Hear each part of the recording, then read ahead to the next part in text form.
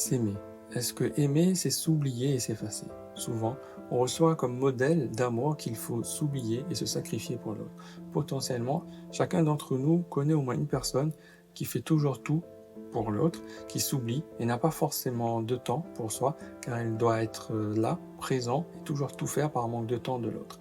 Il y a une croyance qui est la suivante: le fait de se rendre indispensable, de sauver l'autre. Et si nous faisons le nécessaire pour lui faire comprendre qu'il a besoin de nous, alors la personne va nous aimer plus et sur le long terme. Le souci présent ici est le fait de rechercher la dépendance de l'autre vis-à-vis de soi, en croyant que cela va augmenter l'amour qu'on peut recevoir. Mais en réalité, ceci va à l'encontre du résultat qu'on espère.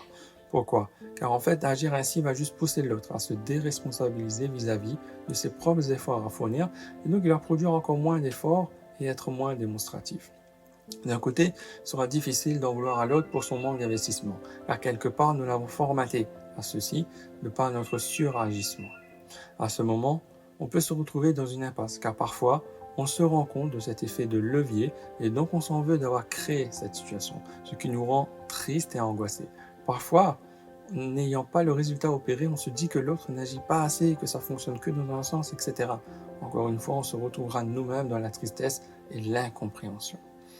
Malheureusement, ce genre de situation peut amener une personne à être dépressive, partir dans l'excès de colère et parfois même dans les addictions, voire même pire. Voyons donc ici l'importance d'agir avec conscience sur l'impact des choses et le fait d'essayer de comprendre avant d'agir afin d'avoir une réaction adaptée à la situation qu'on souhaite avoir ou changer. Lorsqu'une personne s'oublie, elle se rend disponible de façon permanente pour toute chose. Cette action empêche donc la personne concernée de prendre du temps pour soi et être en capacité de réguler ses émotions de façon cohérente. Sachons qu'il faut prendre conscience de nos limites et savoir comment réguler les choses pour ne pas atteindre, voire dépasser les limites. S'effacer et s'oublier au profit des autres ne va pas nous rendre plus aimés et nous amener les autres à nous apporter à ce que l'on a besoin de recevoir. Non.